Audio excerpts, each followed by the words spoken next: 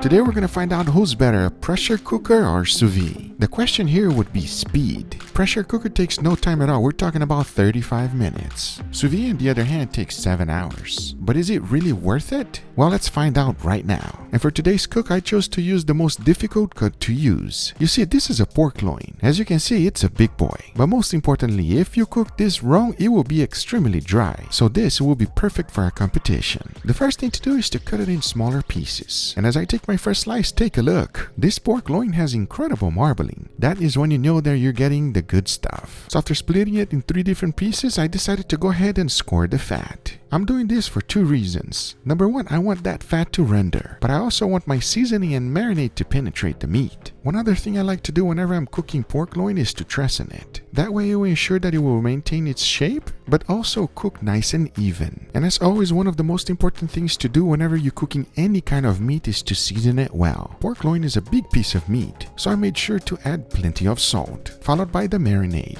And this marinade is very delicious and so easy to make, and here's how. In a bowl, I threw in a good amount of low-sodium soy sauce, followed by some garlic, green onions, brown sugar, and olive oil. Mix it well because your marinade is done. Now that is super easy, and it will produce an awesome flavor into this pork loin. Now all there's left to do is to fill up the bag, vacuum seal it, and let them marinade. Now here's the interesting thing. The pressure cooker one is going to be marinating for 24 hours in the refrigerator. The sous vide one, we're going to throw it into the water bath right now, which is the opposite of the pressure cooker. Because after 24 hours, I took it out, opened up the bag, and take a look. You can see that the marinade penetrated into this meat. That is exactly what we were looking for. Now in regards to pressure cooker, I chose to use the Rolls Royce of them all. So outside I went and turned on my gas stove. With a little bit of oil into the pan, I threw in the roast. Like always, whenever you're using a pressure cooker, you want to get a little sear on it. As we all know, pressure cooker meat does not come out nice and brown. So putting a little bit of sear before the pressure is a must. Like every pressure cooker, you need some type of liquid to go inside in order to build the pressure. For that, I just threw in the rest of the marinade, cover it up, and let it cook under pressure for 30 minutes. As it was doing so, it was perfect because it allowed me time to go ahead and make an awesome glaze to go on top of it. And this one is truly special because this is the honey I'm going to be using for it. It is not any regular honey that you can find in your grocery store. It's called Manuka honey, and when I tried it the first time by making a dry age experiment with it, I was in love. So in love with it that I decided to partner up with them. I highly recommend you giving this one a try. I can honestly say it is the best honey I've ever had. As always, check it out on the description down below so that you can get some, because this one is a 10 out of 10. To make our glaze is pretty simple. Into a pan, I threw in a good amount of brown sugar, followed by the Guga honey. And as always, exact amount and ingredients always in the description down below for you. For some acidity, I threw in champagne vinegar, followed by a little bit of water, and instead of adding salt, I threw in some fish sauce. Now you want to mix it well and bring everything together under a low simmer. Remember, you got sugar and honey here, so if you don't keep it under low heat, it's gonna burn up real quick. The awesome thing is that this glaze takes no time at all. As the water is reduced, it will become a syrup,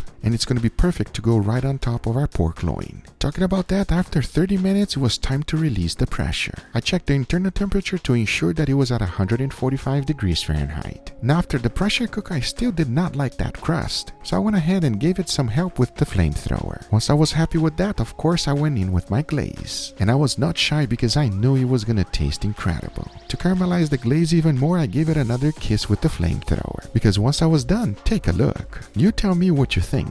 Does the pressure cooker look phenomenal to you? I'm not quite sure what to think of it. But hey, let's remove the butcher's twine and slice it up.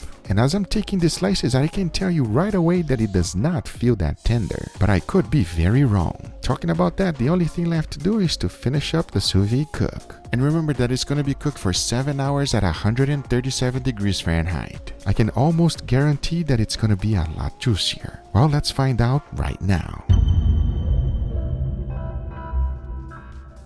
Tell me right now, guys, what do you think about the pressure cooker experience? I mean, I'm not gonna lie, and taking only 30 minutes to cook that pork loin is not bad whatsoever. But at the same time, that's not what we're judging here. We are going for the best quality. And right now, our challenger sous vide, you think it's gonna be better? With all that being said, it is ready, we are hungry, and it is time to take it out. Let's do it.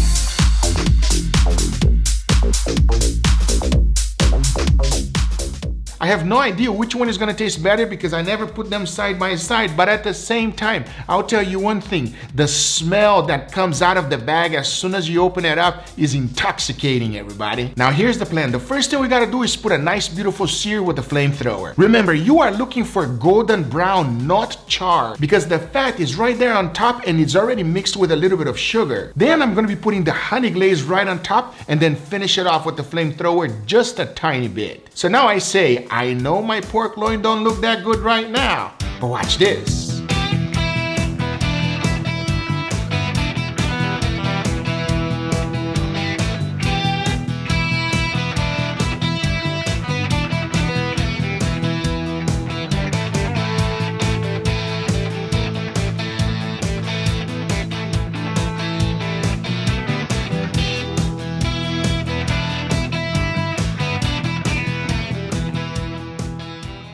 All right, everybody, here we have our beautiful pork loins. Are you hungry, Angel? Bro, I'm looking at it right now and I'm hungry, bro. You're salivating, I'm salivating. Hungry. Let's go. Which one looks better to you? This is what I want to know.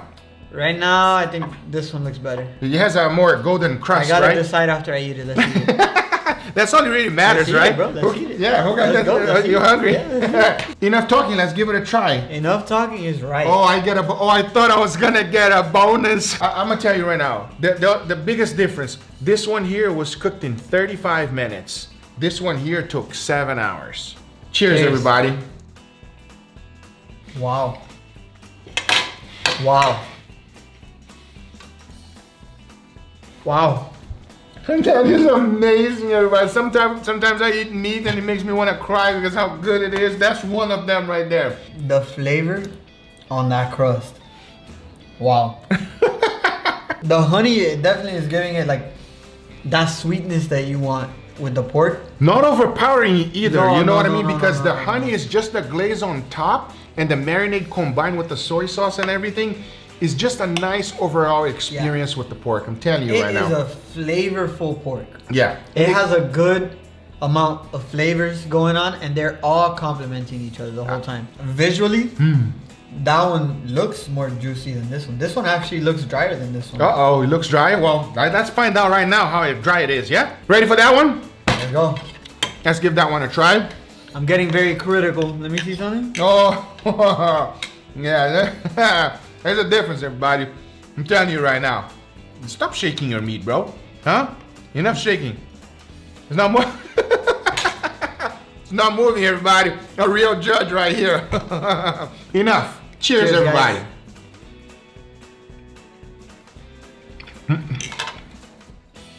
Immediately, it's drier. I'm not gonna say it's bad because it's not bad. I love pork. It's not bad whatsoever. The crust is nice, but it's just the dryness. I don't like the dry. What do you think, Angel?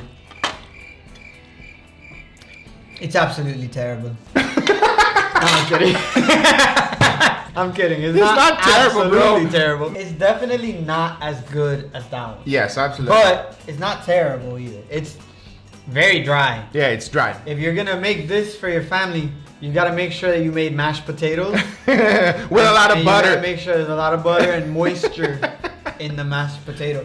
Make sure you eat it with some water or some. Make sure everyone's got a cup of water. You got the big pitcher in the middle so everybody can grab water when they need it. Anyway, guys, I hope you enjoyed it. If you do enjoy it, make sure you give it a thumbs up. If you're not a subscriber, be sure to subscribe for future videos. Remember, if you are interested in anything I use, everything is always in the description down below. Thank you so much for watching, and we'll see you guys on the next one. Take care, everybody. Bye-bye.